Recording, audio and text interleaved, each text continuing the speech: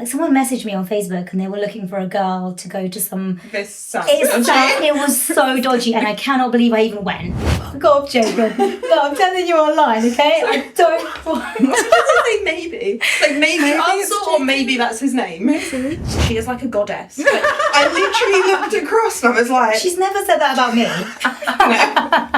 Vibes, guys. Who was have sex with who here? All of us. Please. Let's go. That's not for the podcast.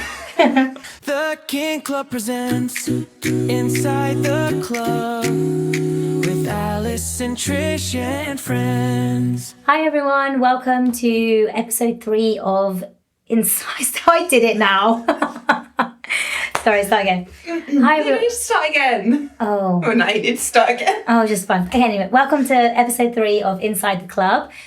On our podcast today, we actually have a very special guest. Please welcome Courtney.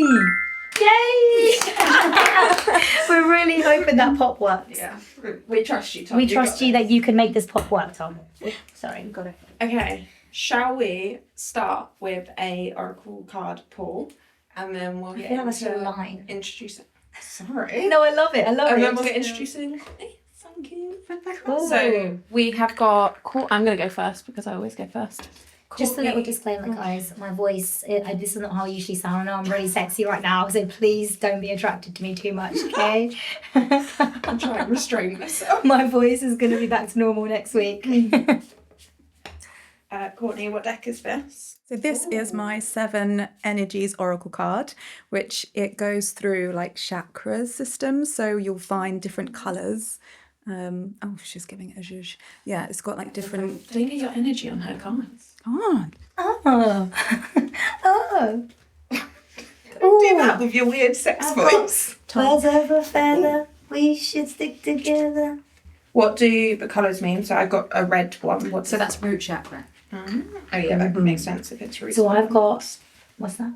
25, let me see the colour a bit closer. Oh, It's green. So you're looking at heart chakra on this one. Ooh. And I've got yellow. Well, no, but I think that's probably crown chakra. It's kind of a bit wishy-washy, that one. What colour have you got, Tom? Purple. Purple. Well, that confused me. I thought that would have been crown chakra. I wanted to look in the book. Key concepts: being stabilised by deep roots, anchoring yourself and feeling secure in your life, trust and belief in abundance. The message is simple: your life is safe and secure and all your intentions are coming to fruition. Oh, I love that. This is not those Roman numerals again, right? They're just... No, they're real numbers. An epiphany, a sudden higher knowing, a sense that everything has a purpose, your purpose as a gift bestowed upon you, cultivating conscious thought with higher power, coming to know what calls to you and lights you up. I love that. Mine is actually really fitting for today because obviously we've got the Kin Club Summer Social. But it's basically talking about like the community that it's like birds of a feather flock together. So it's talking about like the community that we're like, so the concept of belonging is playing an important role in your life.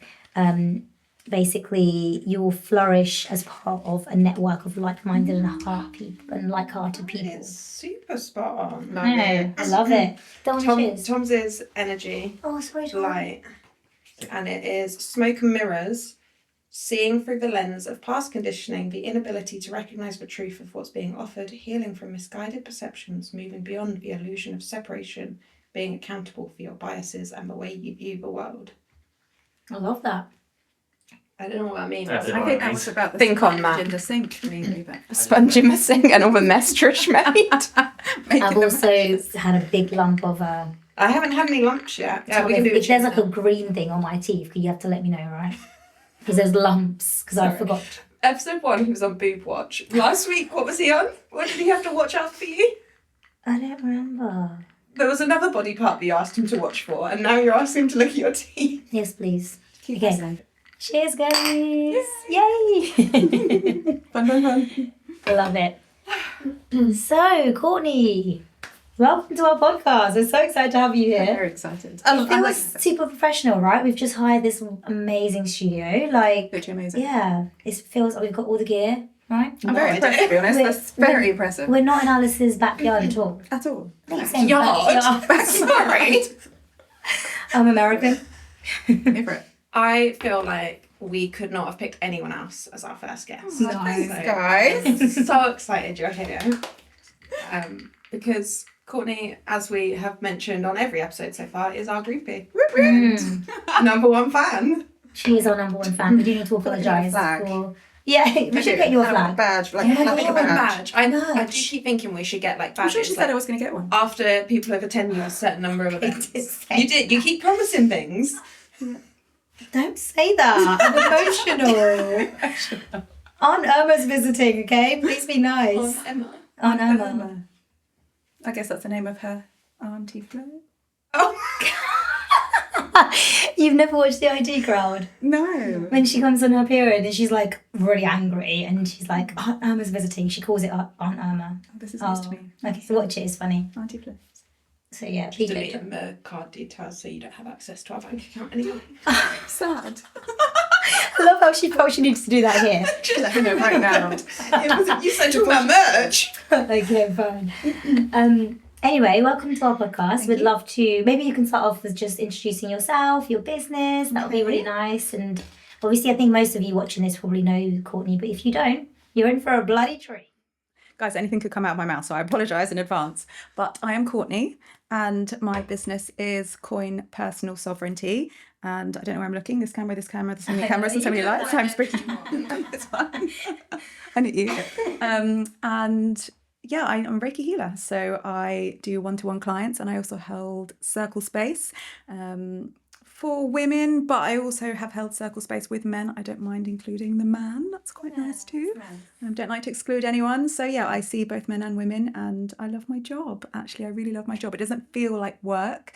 It just feels like this is what I'm supposed to be doing. It's very natural to me. It's really enjoyable work for me, and yeah, that's what I do. I'm a Reiki healer. I love it. And how would you describe Reiki? Because Reiki is one of those things that people are like, well, you're not touching me, but I feel, and I mean, I remember I literally had 5 minutes of Reiki with you and I felt so emotional. So I think it's so magical, but also not a lot of people really, people think, oh, it's so woo-woo. And woo is good. We love woo-woo, all woo-woo. If you're not here for woo-woo, it's fine. Like, no judgment. We welcome everyone who doesn't. Judgment. No judgment, ever. I mean, to be honest, we'll judge you. But yeah, what is Reiki? What is Reiki? So Reiki translates to life force energy. So it's that energy that gives life to all things, and you are basically channeling it. So I am calling upon and connecting to Reiki. I almost envision like your body is like a radio, and you tuning the station to hear a different song. So that's kind of what it feels like. Yeah. And then I'm playing the song. So that's a little bit kind of my way of interpreting what Reiki is. And then energetically, it channels through your crown, but it can come through your hands. Sometimes it comes through your heart chakra. And I move across the body, and the energy pours through me. So it's not my energy that you're receiving. It comes through me, and then the body that is below me, or it could be distant, receives that, and it draws that energy in. So it works to clear and to cleanse and to release, but it also works to kind of fill those holes and that darkness back with light. So it is full woo-woo. We're here for the full woo and the magic, but it is something that works kind of intuitively, guiding. You're asking for light to come through. You're asking for energy to be released. It's a different way of moving with energy, and for me, it's full magic. It's full magic, but it's working with energy. Wow. Yeah. I mean, that's sorry. I need to pause. I'm not cutting that. It's okay to cough. Pause. How did you get into Reiki? How did it first come into your life? Because I had heard of it, but never really dipped my toe in until I met you. So how did you find it? So I went to a tarot reader once. It was a birthday thing. I went down to London with my sister, my cousins, my friends, and we had tarot readings. And she said to me, "You're a healer." And I had no idea what capacity that was, what that meant. And so I went away and I looked up lots of different healing modalities, and there were so many on there, and I was like, I'm just going to learn all of them. I'm just going to be proficient in everything, and then I will be the ultimate healer.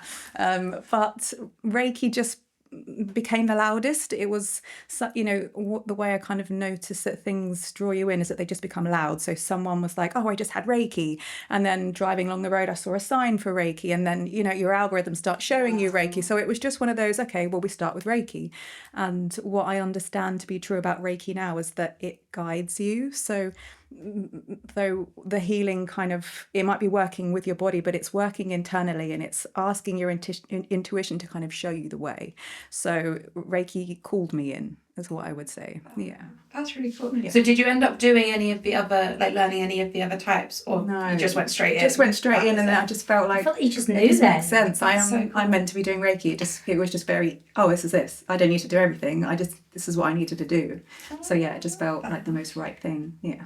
Okay. So when this happened, when you went and got that tarot reading and you discovered Reiki, what were you doing? Because you used to have a very different kind of job, right? Yes. Oh my God, yes. Your job. This is actually a funny story. Courtney worked with my brother. Is that how you guys know each other? Or you found that out later? Well, I think we ran in the same circles back. Is that ran in the same circles? Like this, we did actually. Yeah, I mean, I'm from Ely, Courtney's from Ely, so when we were 18 we were all getting drunk, we all kind of knew everyone in the club, in the club, we all played. Yes. So what was the question? What was your job before? What was my job before? I was an in-store point of sale display artwork graphic designer person. That was your job title? No. This job title. Your LinkedIn must have been like an essay. So I was a reprographics coordinator. So no one knows what that is. So reprographics, I was the one who, before everything went to print, I had to kind of make sure it was all perfect, tweak the colours, make sure it was all the right things, and make sure it had all the little bits and bobs on, and any mistakes I had to fix. So naturally, I'm attention to detail focused and fix errors in things, and I can look at something and go, that's wrong. And then I kind of worked backwards, and then I ended up as an art worker. So it just worked out the way that rather than getting to the end and fixing other people's artwork, we started creating the artwork. So putting artwork together for big brands, big in-stores, so Tesco's, Asda, Sainsbury's, all the big stores. I did all of their kind of in-store point-of-sale display stand artwork.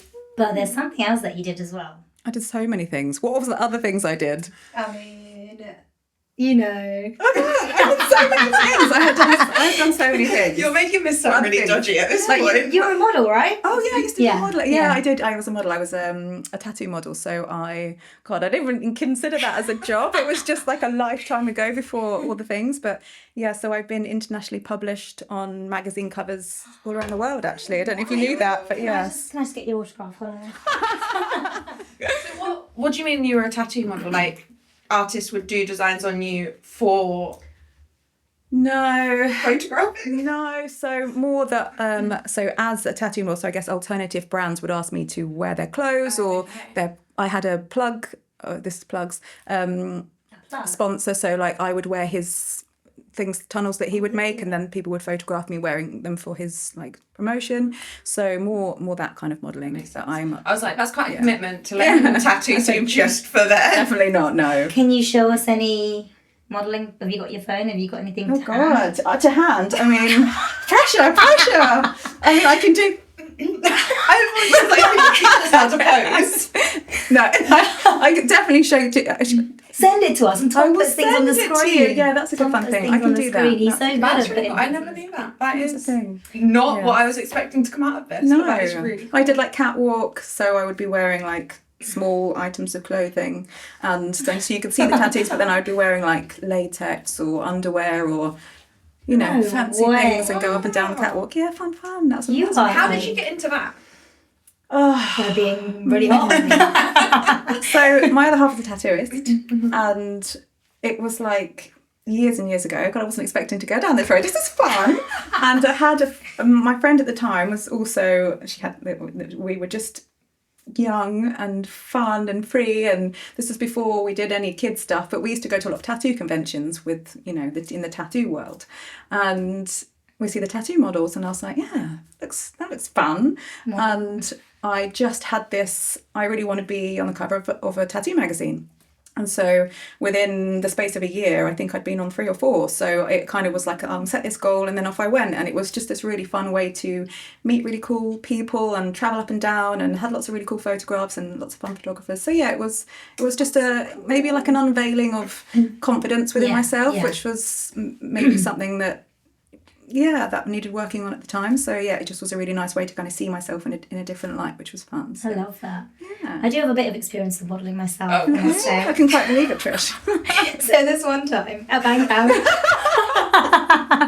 So it's actually really funny, and I will put the picture on the screen because it's absolutely fucking hilarious. But this, I don't know how I got this contact, but like someone messaged me on Facebook and they were looking for a girl to go to some. This sounds It was so dodgy, and I cannot believe I even went. Like this, when I look back on it now, I'm thinking like, what the actual F? I don't know how. I can't remember who was the one that said this, but they were looking for a girl to come and just like model some like pictures of like makeup basically. So I went to this random place to meet this random guy who was the photographer, and I took I modelled some pictures. I've actually got them on my Facebook, so I will send them to Tom. But yeah, that was my one experience, and I thought I was great. Yeah, Really good. I have to say, I'm excited. I'm modest. Yeah, I know. I'm really modest. That is one of my things. But I never got another job after that. It's the last time. But it was nice. You know, when you had your hair when you were younger, I used to wear like a flower in my hair. And then I had this bit like puffed up like this. So I had my hair like puffed up and had my flower there. And I was like in the camera like... I cannot wait to see this. It's fun. Oh, yeah. Well, that was an unexpected turn. I don't even know what to say now. I'm like... Alice. Oh no, sad. Tom, get her another straw. That's really Sorry, I've got 250. Where are the straws? Doesn't bode well for tonight though. That'll be alright. That'll be fine. Oh, We can go around replacing them for people. But why is yours broken? I don't... Yeah, you no were one else is. bending yours like it was a plastic I bending am a one. fiddler. Let's not put that on the podcast. I am a fiddler. That's going to be one of the opening clips. I'm a fiddler. I don't want your... Oh, you're next to the thing. If I get up, I've got to weave all my way round, Alice. Thank you. What's so funny? I don't know. I just felt like that was a weird tangent. Is there any other jobs that you have hidden underneath your amazing goldness that you haven't told us about? I used to work at the curry house. Nice. But this was like my favourite thing to do actually, because it would be like Friday, Saturday nights, and everyone would be like going out to the pub, you know, the pubs we used to go to. And then I'd work in the curry house, and then I would get my like free curry from the work. So I'd be like, I'm earning money, I get my free curry, then I would just go to the pub and then go home with my free curry. That was like the best. Nice. Yeah, so that was a really fun one. And then, I mean, are we starting with the paper round and the pot wash and the restaurants? I think we've hit the... We've done. You've had a pretty good career. And obviously I know that you designed... Was it you or Sean that designed all of the stuff for 4D Fest like a couple of years back as well? Yeah, so I did the logo for the 4D Fest, the initial one, and then I designed the cups that they used, and Sean did the t-shirt, then I put it on the thing and added the bits, and then I did the little site map at the time. Wow. And yeah, it was like Talented. it was a whole fun thing actually. It was really fun because I was on maternity leave and I was just kind of sat with the baby to the breast thinking, I actually could use my skills here, which was really, really fun. So yeah, it was nice it was like a nice community project. I enjoyed that I one. love that. Yeah, it was My good. 4D Fest top from the first one is one of my favourite tops, and it's just got a hole in it. And I'm Oh, really sad about it. Alan is your man. Yeah, Alan. you need to ask him. Maybe Jacob. Who is maybe Jacob? Let me see. Oh, this is recruitment guy. Let's not answer it. Sorry, Jacob. Not now. Not today, Jacob. Not today. Fuck off, Jacob. No, I'm telling you online, okay? I don't want... Say maybe. Like maybe it's answer, or maybe that's his name. Just... Jacob. So aggressive. Jacob, sorry, mate. He won't ever watch his podcast. No. Oh, no, He might. No. Maybe. Sorry, Jacob. No. Okay, oh God. Okay, fine. Anyway, 4D Fest. You've got Alan is your man. Yes, you're meant to ask Alan if he's got any of the 2024 ones. Okay. Please. Yes. Thank you. I'm sure he has. A But lot. also, I guess 4D Fest, so the 2024 4D Fest, I knew you but not well enough to come and say hello to you. I didn't know you but saw you there and was like, she looks cool. And then 2026 4D Fest, we're like friends and got a business together. We're like friends and work together. Right. How wild to go in 2 years. I feel like you two, from like seeing you and being like, oh, those are cool people, to now you're actually in my life. That's so I cool. love that she thinks that we're cool. Do you know what I mean? The first time I mean, properly, you're cool. you are cool. The first time I properly Everyone met that you, we've met, by the way, that says, "Oh my God, Courtney, like her posture is just so amazing." I'm And literally sat on the chair, like, I'm gonna say that, no, I'm not gonna say the name, but someone literally messaged me to comment like, "Courtney is literally like, wow." Like, was it me? was it you? Because, so at our first event, Could it be mine? when I properly met you, I literally said to you after, I was like, she is like a goddess. Like, I literally looked across and I was like, She's never said that about me. you were just I like, love you guys. sat there, and I think you had that gold on and you were just like glowing, and I was like, that's my goal in life. That's women. But also, you're funny, which is balancing out, because I know people got this thing about you can't That's say great, people guys. are like, you know, they're balancing I out. didn't say it was all about my Funny, looks. Like, you're she radiated you're from the inside. You're pretty. funny, you're pretty. That's great, guys. Thank you so much. Anyway, We're just going to be a hype girls now. yeah, we're actually the groupies. This is I taking love it. It's like mutual groupie vibes, guys. We always I'm have here sex for with it. poo here. All of us. Complete. Let's go. That's not for the podcast. So Fun. yeah, I guess But that's giving community. So while you talk about the 4D Fest, I was thinking about this morning as well, actually, because I think it's really nice because of these Tom dances as well. Emily yeah. dances, my girls dance there as well. You're like bestie and photographing. Sean I dance. has like you of course, yeah, I saw dance. you. Yeah, Trish dances. I was waiting for her to say that I dance. Sorry, but yeah, we're all like I just need a tissue, my nose is running. oh god, it's mean- all going on. I can't say I'm very good at dancing, but I did it. You did it. Thanks. So yeah, I Hayden. feel like that's a really nice like community in itself. It's okay. And obviously then we're down at the venue for like Breakfast Club. Yeah, so, I mean, wait till Alice gets back. We'll Because wait. I know Carry on. she's gone. Hay fever. Oh. Bloody ridiculous. So, I think we were saying earlier, actually, that I think you've been to every single one of our events. I think I have. She missed one breakfast club. Did I? you? Not counting. What Breakfast Club did I miss? The first one that we did. But we also did advertise it Maybe I didn't know that. like super late. So That's sad. Where are you going? get tissue. Oh, That's hilarious. I told you, it's just a free fall here. That's so We good. don't actually know what we're doing. Tom, are we still rolling? Yes, Okay. this is As not they practice time. rolling, They they hate it. hating. This is actually making me sweat. I need to take it off. I'm surprised you kept it on. No, that I actually put this on this morning because I put it on my stories. I wasn't sure if it was saw it. cool or not. What, like temperature-wise? No, Or it's like fashionable cool. cool? Like, is it? So I put it on my stories because I bought this from the car and it was like £2. And my niece was with me, and my niece is like 21, so she's obviously like, yeah, go for it. Brought it home. My husband was like, what are you wearing? And then I was like, what do you mean? He was like, where's the rest of it? Where's the rest of your jumper? And it's got a hood. Like, you can't wear that out. You want to see the hood? I love the hood. Sure I can. I liked when you put It's it giving on. full witchy, and I'm here for it. My friends had a Yeah, I look love like it. A. Have you seen? Yeah, Yeah. Pretty Little Liars. Yeah. I don't know. I'm which going to take it one. off now. Even though Caitlin said it was cool, so now I'm cool because Caitlin's really cool, so it It's all about being cool in the is club. breathe. Well done, guys. So yeah, you've been to every single one of our events except the first one, Sad. That was on us. We'll take Take responsibility. it. I don't even think it happened. and we will get you an award for that. Like, I don't know what it's going to be yet, but we have just ordered our first set of merch, haven't we? Stickers.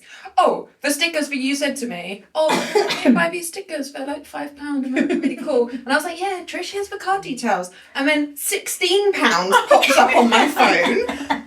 I'm like, sorry. Trish has gone mad. What happened? And then you said you had to pay extra. I had to pay For extra them to to get it arrive here today. yesterday, and it didn't come. Oh, So you know, Vistaprint. yeah. I got issues. Sad. Vistaprint. Yeah. Mr. Print. I want to know, the question that I had in my mind when inviting you on this podcast is that I always think our journeys, they're not similar, but I relate to you a lot because I know that you have, I mean, we're getting deep, okay? Okay, let's go. Okay, so I need I more tissues. cried enough yesterday, so I'm fine. Have you done your morning cry? I didn't today, actually. So Oh, anything's God. possible. I think I'm okay. Okay, think I'm okay. God, yeah, I cried so bad that Alice had to drive me. God, oh my God. in my mantra as you said that as well. So I feel like our journeys are different but similar, and I know that you've been through a hell of a lot to get where you are today. Like, I've seen probably about 4 different versions of you in the time that I've known you, which I think is amazing. But yeah, I just want, like, if you want to, you don't have to say anything, but I'd love to hear about, what was that one thing that, because you wake up every morning, you obviously you do because you're alive. I mean, you wake up. You wake up every morning. You wake up at 5 o'clock every morning because you really care about your mental health and you need that. So, like, when did you discover wellness? When did you discover, when did you start really taking care of yourself? What was that pivotal moment that made you, like, really hone in on that? Because your life is, like, all about wellness. It is. And I think I didn't realise how much I was struggling until I found ways to cope with the fact that I was struggling. I think I've always felt very different. So I am the only black person in my white family because I have a different dad to my siblings. So I always just felt like the odd one out from forever. And I was very all-feeling throughout my whole life, and I had disordered eating, and I just was very much in here a lot of the time. So I think the job that I did was very much a kind of just get to work, paint your face on, get the job done, be a human. But internally, I remember just feeling like I was breaking down all the time, and I lived on my own. So just trying to figure out how to just pay the bills and just be alive a lot of the time. How old were you, sorry? So I moved out when I was 18, but then my eating disorder was at its worst at that point. So my sister then came to stay with me for quite a while just to make sure that I was okay. And then my parents, they were in Scotland, and they moved down so that we could kind of all be together. And I think for me, it wasn't until really COVID, I think it was the COVID kind of bit, because after my first daughter, which I realised after I had my second one, sorry, this is all over the shop. I love it. I think I had pretty bad postnatal depression after my first one. But then I've always had like bouts of depression throughout my life that's been medicated at both times that it was at its worst. And I think it was kind of during COVID when everything really stopped. I lost my dad in the January, and I'd not long kind of gone back to work. Then after having my second daughter, then my dad died, and everything just stopped. And I was like, I don't know which way is up. I don't know who I am. I don't know how to be. I don't know how to feel. And I couldn't be with my family. And I had 2 small children. There's only 19 months between both my daughters, all just cramped up in the house. And it was too much. And what I found about my mental health is that I just recluse, and so I would just shut myself away in the room, or I just needed to, we could go out for walks, but I think that's when I really kind of found myself. I just got on my bike and I would just cycle for like 30, 40 miles, and I would just cry. And I would just cry, and I would just cry, and I would just cry. And I just felt this like beautiful release, like, oh, I need to be crying. Like, this actually is really healing. And it just felt like a lifetime's worth of stuff was just coming up because I had time and space to allow it. Whereas I think before, on that constant cycle of like, just get up and go to work and pay the bills, like I didn't ever sit down and really address it. I've always been into yoga, and I'm kind of always very deep feeling, but I think it wasn't really until COVID that I thought something needs to change here. And I think with everything stopping, I think a lot of people kind of felt that energy as well. So it just made me reassess everything. And when I tried to go back to my day job, I was like it just didn't feel right. Yeah. And so learning to listen to that internal, like, this doesn't feel right, is what's kind of led me here, because now I know how to listen to what does feel right. So yeah, I kind of moved more into daily meditative practices and a lot of kirtan, so a lot of singing, and I know we've done a lot of singing together like that, which is really nice. And movement has been huge for me. If I'm stuck sedentary, I feel it. It's like a physical need for me to move, and I feel a lot of emotions moving as I'm physically moving. So my 5 a.m.s is my non-negotiable because my kids are up early, and I really struggle to kind of get up and just be a mum, just be there for everyone. Yeah. I need time to have been a human and figured out who I am, and if I've got anything left from the day before, or anything I need to kind of prep or plan or think of for the day ahead. If I haven't had that headspace, I don't know who I am. I'm just a crazy person. So a literal crazy person. So the 5 a.m.s are it's medicine. Yeah. It's a medicine to me. And I think as well that routine, that consistent routine of like, this is how I show up for myself every single day. I used to do it like Monday to Friday and then have the weekends off, and then my weekends would just be, I'm not okay at the weekend. So I just started doing it every single day. And so every single day starts with intention, and that feels like the best way to begin a day. So Wow. I mean, I see you get up every single morning and That's really creepy. You don't wake up. I'm like, oh, your window. Courtney's awake. No, like, I mean, it's really inspirational because I think people really underestimate how hard it is to have a routine. Like, I'm the kind of person I have a routine for 3 weeks, is gone, then I have it again. But I always go back to it. But like, how do you kind of stick to that? Like, what, like, is it just because purely you know that I'm going to be fucked in my head if I don't actually? it's literally that. And I think because I have 3 children and I'm homeschooling my 3 children, so they're home with me every day, Yeah. I can't not be here for them. And I have to have serviced myself first, otherwise I can't be there for them. Yeah. So I think probably I've got great big why. And so I've been doing it since I've had the kids. And I think maybe before that I was the same kind of, I would be like all in with my workouts or all in with my meal prep and my diets, and then I would swing back to let's shove too much in my face and sit sedentary for too long, and then I would be like, I feel really shit again, poop again, and then I would swing back to like, oh no, I know what works and I know what I should be doing. And I was on this like real constant flux of like, the pendulum was swinging way all over the place, and I wanted to learn to live in the Tao, and that's something that I've had to learn. And I'm like, well, what keeps me as steady as possible? It's my morning routine. It's this waking up consistently every single day with that mindset of this helps. Yeah. And when you were saying earlier about you've battled like, you know, depressions and different depressions, the Great Depression, depression at different like parts of your life, like, what would you say kind of like, how did you have like therapy? What got you through that? Because is it like this, just having this routine, or is it just, I'm quite interested in that. So I think at different parts in my life, I have had therapy. I've had 4 different types of therapy. So I've had CBT therapy, which was one-on-one, and I had group therapy actually, which was really, really amazing, because I think that's also led to me wanting to do my circles. It's like that sharing and hearing other people's lives and other people's sadnesses and traumas kind of gives you a perspective within yourself that it's like, oh wait, what I have been through is a thing, and I'm okay to feel what I'm feeling, and actually perspective that other people are going through something too. And I think sometimes we can feel like we're going through so much internally on our own. Yeah. But to hear that someone else is also living life and going through hardships, I think it makes you feel human, and I think it's really helpful. So I've then had other therapy, which was like a mediation type of therapy to kind of help bring a bond together with a family member, which was really helpful.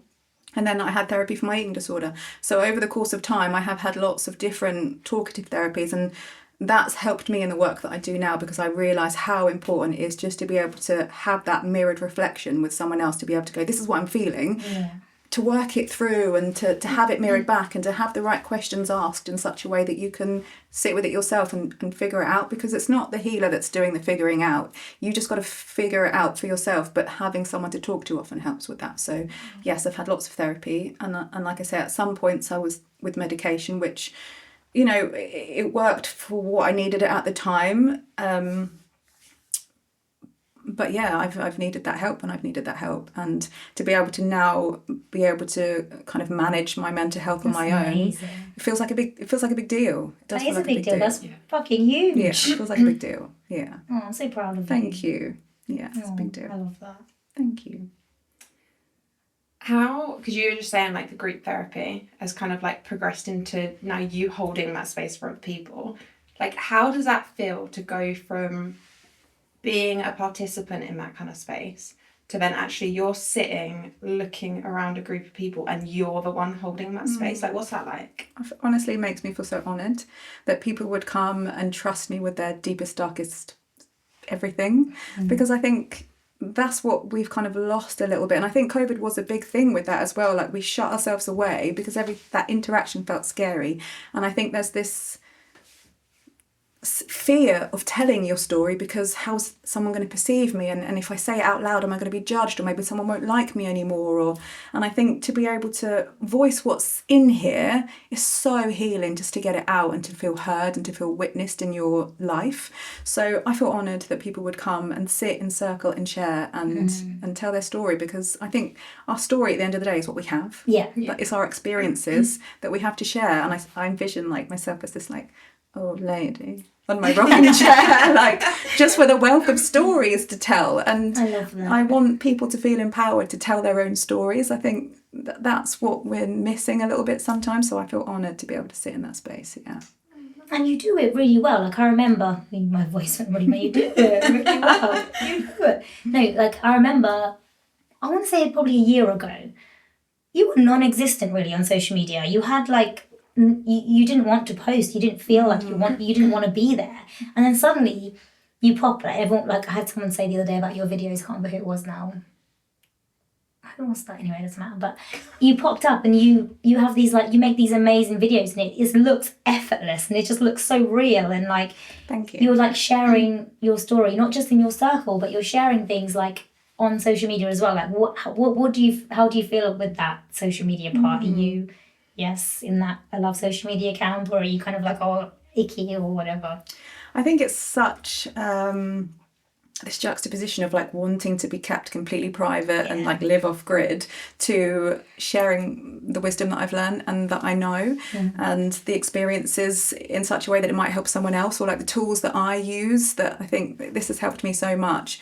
And I think more than anything, you guys have kind of empowered me in ways that you don't even realise, because you literally, like I was saying to Alex the other day, I'm like, you've given me this. Are you sure? It's like you guys, honestly, like I was saying to Alice, like I felt like I prayed for you and you arrived like this shiny little, these are for you, these guys are for you, because you've given me this like I can do it feeling. Really? That's really, like really, that's like with like every single event that I've been to, I've learned something and I've grown in ways that within my business that I have needed to at the right time. You've been so present on my spiritual journey that you wouldn't even realise what you've done for me. But I think I'm a very introverted extrovert, I would say, and I need time to kind of go inward so that I can bloom. And I think there's something very cyclical and seasonal about the way that I kind of flux like that, because I need time to kind of go in and sit with the darkness so that I can flourish in the light. But that flourishing on social media has just, I think it took time to figure out what it looked like. Yeah. And I simplified it by just going, I'm just going to film what I do. This is just who I am now. So rather than trying to think about it too much, I just put the camera on and I do what I do, which is dancing in the cabin or lighting some incense or going for a walk in the natures or in the chaos with my children, like whatever it looks like, it's just my life. So I think I had to simplify it and then share what was most authentic, which is just who I am. So I mean, I love the dancing videos. You actually, this is funny because I was always really scared. You know, you go to a festival and you see like these amazing bunch of hippies and they're just dancing, and like, Alice hates it. She'll never want to go ecstatic dancing. She's like, no, that's the one thing, I'm not there yet. But so I did it for the first time, and wow. Like, because I see your videos and they're just so free and you're moving. This is your move, isn't it? I think yeah, just like that. But yeah, like, what does that, like, what would you say to someone like Alice, for instance, that has never done that? Like, how would you explain the feeling? I think it's this, my body has been on such a journey with me.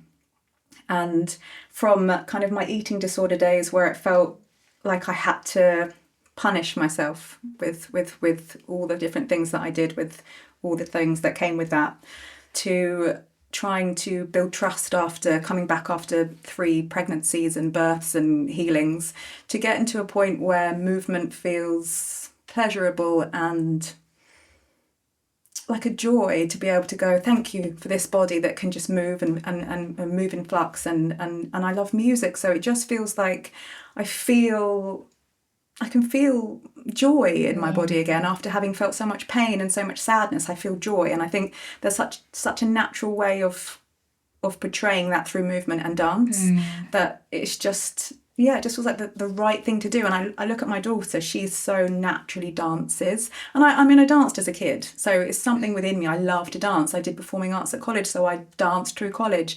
And then I got to the sticky bit where everything starts to get really dark and twisty. And I stopped dancing, really. So it feels like this full circle cycle of like coming back to myself to just be able to dance with free like joy in my heart. So yeah. Why don't you show us? Without music, just go, get down. No, I'm kidding. We need to take Alice one day though. But you got vibes. We danced together at the festival, and I was like, "Hey, Trish, yeah, no, you were getting down. I do enjoy a little ecstatic dancing. I mean, was it you that was talking about going to? You know, Amy Holly. She does these like they're called Karma clubs in Cambridge. I mean, I've never met her, so this is not a plug, but it looks really good. But she like rents this club out. I think it's called MASH, and people just dance, and it just looks just so much fun. There's no alcohol. It's a fitness class, and it just looks like I think people really underestimate that because I mean I've always loved dancing. In my 20s, I was out all the time, and the only thing that I missed from going out drinking is dancing. Yeah, of course. And it's like my favourite thing to do. I'm not very good at it. Tell you that. And actually 4D Fest Aquafest performance, I would disagree. I mean, I was literally like you smashed it. the whole time. So aggressive. Really focusing, like making sure like I'm not missing a move. But I mean, give me some dance hall and I'll dance for you. But anyway, that's not what we're talking about here. But yeah, I think people really underestimate the movement side of things. Like if I'm ever feeling just like stressed or whatever, I just shut my husband out of because I live in the tiniest place ever, so I'm like go into the bedroom, I put my little playlist on and I just move and dance, and sometimes they're like yogi stuff and other times it's just like I don't know, bloody Fred again or whatever. It's not a favorite thing to dance to, but yeah, love it. Love seeing yours as well. It's healing. It's really healing. Yeah, movement, just any or which forms, just just like So completely opposite to Trish. My favourite side of your content is like when the video you did the other day, you were sat there talking and then your little boy came in and was like, "Can you paint my nails?" And then you were chatting and then he was like, "Oh yeah, they've already got the nail polish out," and you were like, "Off I go." I love that stuff because it makes me feel so seen and so like it's so relatable. so real. Like how, and this is a massive question, but how has having kids like changed who you are compared to like the Courtney pre-children? Good one. I think I'm someone who's very rigid and I'm not very good with change. So that was my biggest thing at my old workplace. It's like my old computer would like, we need to change the computer systems, and I'd be like, don't. Having worked with you in systems, I feel that. You see me like internally melting down. Alice, I can't. Like, honestly, it's real. We did real. together, we started getting into the system. She was like, "No, I need a snack. I I can't need do a snack. this. Like I'm just getting stuck snacks." crying. Like it's too much. Like I can't. And I think children have. I like to say they've softened that side of me because it's just constant chaos. I don't want to terrify anyone that might be going down that road, but it's chaos. And so it's like you prep and plan as much as you can and try to find this like structure and order, but the kids are going to come in and they're going to start painting the walls. Do you know what I mean? Like there's you just have to be able to go, okay, now this, and okay, now we're rolling in Cocoa Pops, or now you've painted the carpet with the nail polish and now you've painted each other. And I think it's just allowed me to go, okay, soften, because it is happening, and now you have to just be here for the next thing. So yeah, it's helped me kind of break out of some of my like, but I'm still a little bit like that, very much still like that, but less so maybe. Yeah. I mean, I've seen your kids in the wild and they're like so brilliant. In the wild. Yes. I mean, that's what I call it, just like being. And I think that's the thing, like a lot of, I forgot what I said again. I feel like you say that you're still like, ugh, but I honestly don't see that as much now, because even when we're at the festival, you just let them be themselves and they were just loving it. They didn't feel like they couldn't do anything, I think. So obviously, if you feel like that before, you've gone quite far by the looks of things. I think I have. I think it, like if someone was to come knocking at my door before, I'd be like, oh, you haven't made a plan. You haven't like scheduled in an appointment to come to my house. But I think I can soften a little bit more into the idea of like, hey, we're here, we're coming around. So I think the children have definitely helped with Yeah. things like that. You know, kids knocking at the door. Can so come out to play? And like, yeah, we're just about to, you know. But whatever that looks like, I have Oh, kids definitely. still do that. They do. That's so It's very cute. cute. It is very cute. Maybe I will have one then. Go out to play. Strangers knocking at your door. No, like that's what I love about like growing up. Like, I mean, I was never knocked on because I was just a loser, but I know like that happened, and people like knocked on their friends, and like they played together, and it was really cute. But like, Doesn't happen often because I'm very much like, no, you're not going outside with them. But it has happened. And I love that. yeah, but I think there's such a rigidity to childhood to some degree that, you know, I mean, and still we have rules in the house. I mean, one of my main rules is no toys at the table because I don't want sticky things, and you focus on the food, and we're having conversation. I don't want you there with toys. So that's probably my like strictest rule, and the kids know that no toys at the table. But I mean, yeah, you there is an element of like strictness and rules. Right. They're happy and they're free, which is nice. I really like that, and I really like the way, like, who you are.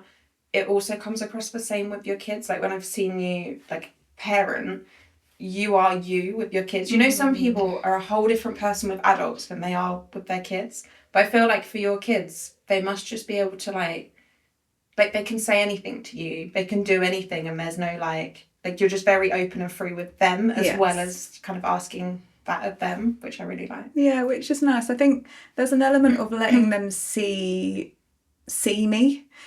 And I think you have an element of like, how much do you want your children to see? How much do you want them to see your struggles or your emotions? But they have such deep emotions themselves.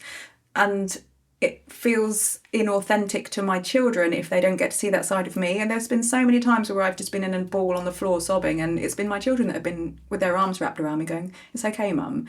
And I think that's been really special because it's a two-way street. I mean, it doesn't happen often. I'm normally the one with them in my arms, but there has been times where it's all been too much. And then normally it's like when we're trying to leave the house and there's too many, I have to be somewhere on time, and I'm like, where are the shoes? And that is hellish. I can't tell you how much that I'm like, I can't, this internal like time thing, I can't do the time thing, you know, and the numbers just not my thing.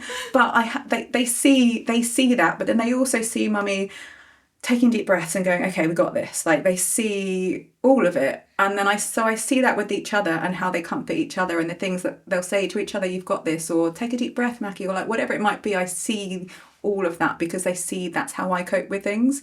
I mean, it might not be the best, but it's real. And I think like they have to see the realness of it all too. So they're my best friends. Do you know what I mean? Like they're my little people. And so yeah, we are like this.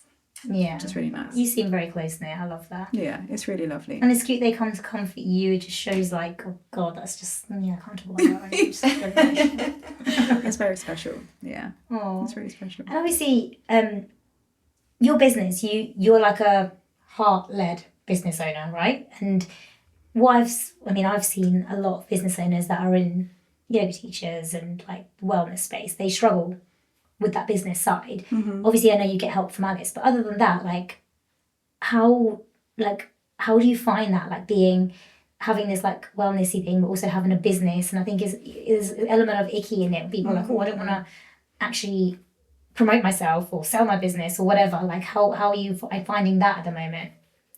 I think I have to come back to the Reiki side of it, and it's this thing of like being a Reiki master, but actually what it really is allowing Reiki to master me and to master my life.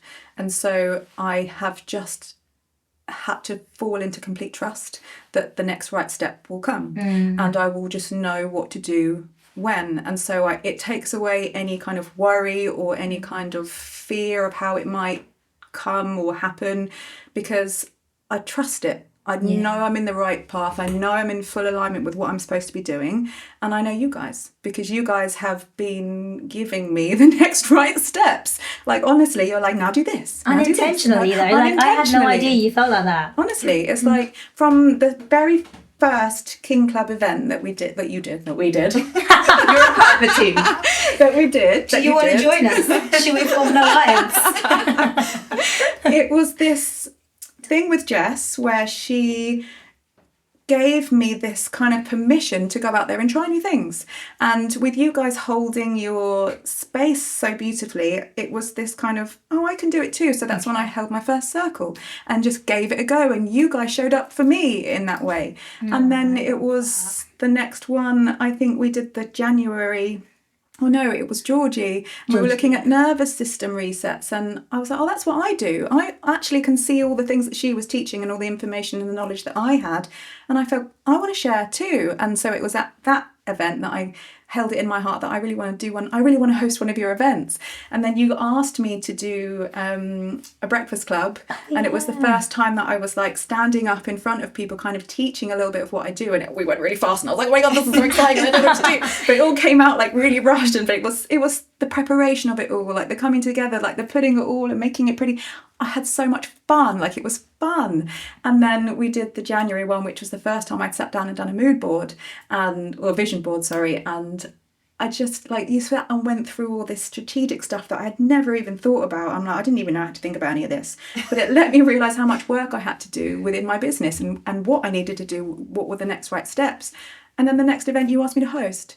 And so it just felt like my dreams were unfolding and coming true right alongside what you guys were building and doing. God. You had no idea. Is that the best review or what? We didn't ask her to say this. Like, this is a complete shock to me. So is there anything else that you feel like you want to talk about your business or yourself or life before we go on to answering these questions that no one submitted actually? So. No one submitted any questions. Actually You had some a better last idea. time. Okay. So we have a couple of questions from last time, but I thought it would be really fun because we've literally like hounded you with questions for the last 50 minutes. Would you like to ask us? Like, is there anything you would like to ask us? Turn the tables. Fun. Well, you guys were like saying in your last one that, you know, it's all so much and with putting on your events and stuff, but I don't know that I necessarily have any questions, but I guess I just want to let you know how much you've done for me and for other people and in this community, and just to kind of reaffirm to you that I think you're doing the right thing. As much as it's huge, like your little hammock swinging dream of like, let's build this thing, it's been such a magical journey to watch unfold over the course of this time. I've loved watching you guys flourish, but I just love you. Like, I just want to be like full support in everything that you're doing, because I just think you're fucking great, both of you, and I'm just really proud of both of you. So yeah, makes me cry. I was visiting. Oh, thank you. Honestly, like, I think I had a really shit day yesterday, and just hearing that, thank you. Like, I think like it reminds us like it is kind of worth it, because sometimes you don't see like. You're doing all these things and you're trying to put something on, but then sometimes I don't always do the right things, and Alice doesn't always do the right things, and we don't handle things in like the way that we'd love to, because it's so busy and it's hard to you get lost in it all. Yeah. And yeah, that's really beautiful. Thank you for saying that. But what you're doing is really beautiful. Thank you. To be able to marry like business and wellness is the right thing, and I love you can how you feel say it. Marry them just like this, because it is what we should be doing. Yeah. We should be heart-led in our work, and it should be something that lights us up and fills us with joy and passion, and you can see that what you guys are doing is just that. So yeah. Thank you. I thank you for always supporting us, because Yeah, it's you really should say nice that. like having that constant, like no matter what we do, we're like, Courtney's going to be there. Courtney will we'll sell at least one ticket, because Courtney's going to be there with bells on. I will be there. Yes. Yeah, bells that's on. awesome. So yeah, we did put a little Q&A, but none of you MFAs responded to it. MFAs. So, fuckers. I don't know if there's an A on the end of It's that. not just MFs. Proper fucking assholes. I was trying not to swear. No, not a single soul responded to my little sticker. That's actually not true. Someone did respond saying yay. Yeah, Was it me? Yay for No, it was Jess. She responded saying yay. Yay. But no one responded to any questions. Yeah. So we're going to use some questions that were asked that we didn't get to go through last time. Courtney, you might be able to help us answer some actually. So this is just a reminder. When I put that thing up, I'm serious. Do I'm better. shaming you all. Do better. We could ask this, because I feel like not only have we all kind of connected through business, I'd say we're friends at this point. What is your biggest pet peeve about each other? And then on the contrary, what do you love most about each other? What the hell? Pet peeve. I'm gonna go first. My biggest pet peeve about You you. didn't have to think about that. I'd already read the question. I was ready for this. I think the thing I find the hardest about you is how passionate you are, which is also the thing sorry. I love the most about you, because you will never settle. You're like, whereas I'm like, that's all right. You keep saying that. It's not true. Yeah. But whatever. But you will never settle. So you will never put something out into the world that you are not like super happy with, which is hard to work with because you're like a perfectionist to your core. But I also love that about you because you're never gonna like just do something for the sake of doing it. It's a 2-in-1. But you didn't. But you just used the same thing and twisted backwards and then went back to the I hate this but I love it. It's like Marmite. Yeah. Okay, good, fair. It's the same thing. My favourite thing about you is also my least favourite thing about you. My favourite, and now Tom. You need to do Tom. What? How I feel about Tom? No, this isn't couples therapy here.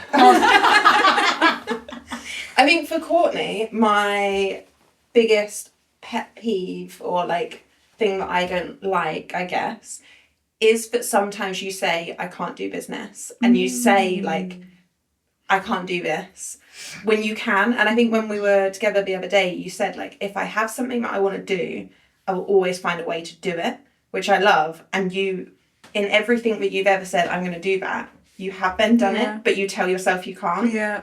Which Maybe I didn't even notice I was doing it until you highlighted it. So thank you for being my mirror. And the thing I love about you is you're like a goddess. And I literally look at you and I'm like, that is what I want to be when I grow up. That's hilarious. Grow up. Grow up. Yeah, well, you two are older than me. So I am old. I'm feeling old. Yeah. I don't have a pet peeve about Courtney. that's awkward. You can just tell her what you love about her. You go first. I think my pet peeve about you both is, and it's not really a peeve, ultimately, it's just, I mean, I never really use the word peeve. Peeve. It's a weird word. Stop saying it. I don't like it. It's a funny word. I don't think it's a real word. I don't know if it's a real word anymore because I've said peeve. Peeve. But I think Peeve. you both don't see how epic you are. Like, you've got this, like, little confidence things going on, and I'm like, guys, you're fucking awesome. Like, you guys are the coolest dudes. Like, you guys are so fun and so silly and so funny. And I think you don't, maybe you do, and you're like, I'm so cool inside, but maybe you don't. So you don't know if you see it, but you're so cool. But I think that's it really. But that's the 2-in-1. Like, you can't see how cool you are. Oh, so if we're doing that thing where we're turning a good into a bad, my pet peeve about you is how motivated you are to get up every morning at 5 o'clock, because I look at it every morning and I'm like, fucking hell. Yeah, every time I see it. Whilst I'm in bed watching 4 hours reels. ago. You're in bed. I'm on the Peloton, like, let's go. They're like, how the fuck are you doing? And then my favourite thing is just purely about like just how like how witchy you are and how like comfortable like I feel in that space. Give me maybe 5 years ago and I'd be like, no. But you have this thing of making people feel like they can come to you and it doesn't matter what it is, it just feels really nice. And I think that's a really powerful thing that not a lot of people have. And I think that's why your business and your spaces are always like doing so well, because you can just create this. It's like a love fest here, man. I need to. I'm here for it. Okay, now I'm waiting for mine. Now what I hate about Alice. So, right, let me just get my list up. Hold on.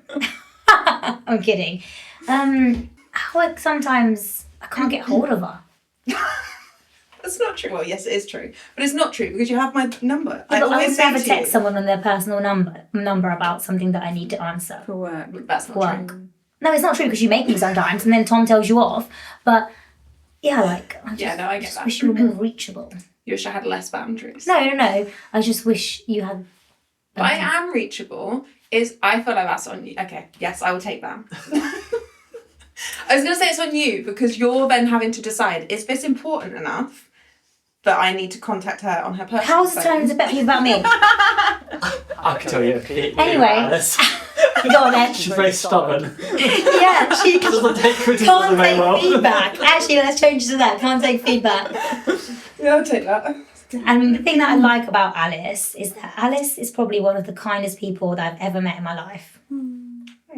Genuinely. Like, I mean, I've just never met someone that's so, like, selfless. Like, I worry that I thought I was kind and then I met Alice. And now I'm like, oh shit, I've got a lot of work to do. But yeah, you're very kind, and I don't think you even know that, so... I can't take feedback, good or bad, so Okay. we'll move on. Yeah, let's move on. And then, how do we're finishing up, Tom, don't worry. He keeps like... Okay. We know I'm wearing a watch today. I think we've probably come Do to a that. natural end. I don't think we have anything else that we really Just, want to is there anything else you want to say? Anything that you, I don't know, anything you feel like you wanted to say today that you haven't had a chance to? I think I said loads. Yeah, I love it. I think I was like going. So yeah, no, I think I'm just really grateful. Thank you for asking me to be your first guest. It's very No, exciting. please do. Thank you for I loved being it. here. Thank you for being so open and honest, because it's scary to be vulnerable, but I think you're right. Like, it helps so many people to see other people talking about those things. Yeah, Yeah. definitely. I feel like we've only just touched the surface, to be Yeah, I don't think honest. that was too bad. I think we were still that was, a bit yeah. We're going to go deeper. Like, Right. give us a few more episodes and we'll get you back on. And right, now tell me your deepest darkest secrets. Exactly. Yeah. But so I think it's like there wasn't anything really that bad there. So No, that's it was lovely. Lovely. Worse. Lovely, I just said. Halfway. So, But yeah. Alice can do the quiz now. I thought you were kind. Actually, there is a question that Sammy sent we should read. That was it. Okay, cool, perfect, that's fine. Yeah. Yeah, because she kicked off. We didn't answer it last time. Oh, yeah, okay, fine. But that was okay. Oh, we mentioned Sammy again. We vowed not to do that. We've done so well to this point. Oh, Sammy thinks that we love her. Well, we do love her. She thinks you do. But yeah, so What was the question that Sammy asked? that was it. Oh, that was it. Yeah. Ditch your pet peeve and what do you Well, love? well done. Oh, there you go. Thank you so much for watching episode 3 of Inside the Club. I have to check every time because I cannot remember the damn name. Actually, we can say goodbye to this sign. Well, maybe if we can get our We'll butts get- in gear. oh, Oh, I was no, it's hoping- ready. It's ready. I had an email to say it's ready to collect. I just need to We'll look get for a new frame. sign. Ooh, Sorry. fun. Don't be too Very excited. exciting. Although we need to order the frame because I sent Trish like a black frame to go with it, and she was like, "Oh, that's so boring." Yeah, fair enough. It was bad. This is nice. But I want I'm those. psyched for Have the you new seen one. those cool squiggly frames in Asda? No. They're so cool, but they don't do A2. Asda, Come on, Asda. how many people do I need to have beef with about things? Anyway, we will be back in a couple of weeks, and it'll just be us next time, won't it? We do have. Oh no, that's the next time. Yeah, fine. Yeah, just us. But we do have some guests lined up, and if there is anyone that you would love to see us talk to, let us know, and we'll try and make it happen. Yeah. Is that it? Anything else you want to say? No, just thank you for watching, everyone, and also make sure. I know I'm sounding like a classic podcast person, but it really helps if you like and subscribe, because then other people can find us, because we just want to be famous, don't we? No, it's not my goal in life. Anyway, thank you so much for joining us, and thank you to Tom Juggins Weddings. He is amazing for being our producer. He's so awkward right now. Thanks, Tom. The King Club presents Inside the Club with Alice and Trish and friends.